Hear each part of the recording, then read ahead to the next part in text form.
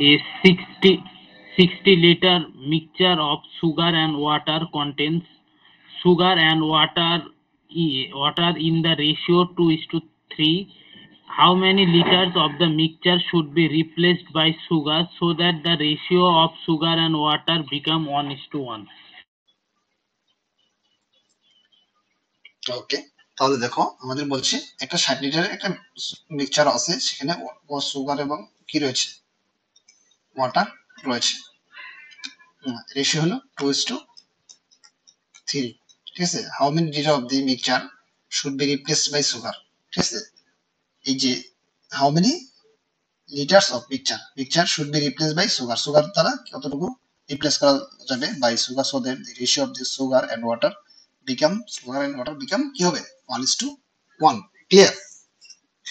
আচ্ছা, আমাদের এট the beginning ছিল 2:3, আর আমাদের পরিবর্তন করার পরে কি হবে 1:1 হবে, মানে সমান সমান হবে।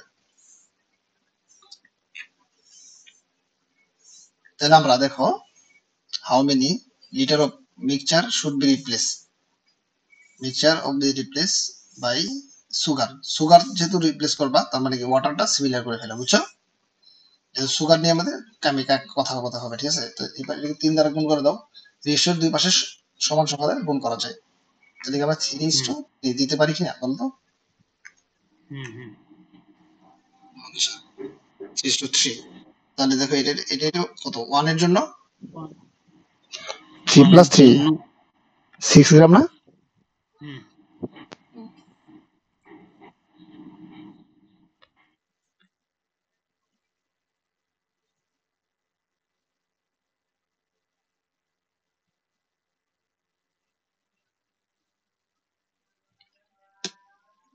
তাহলে 6 গ্রামের জন্য কত হবে বলো তো?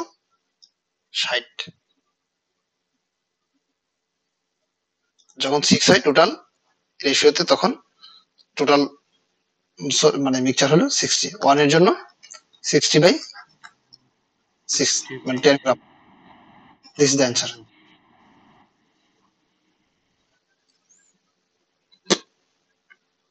তাহলে আমাদের কি করতে হবে, 10 gram mixture should be replace by sugar, so that করতে হবে, বুঝছো? 10 গ্রাম।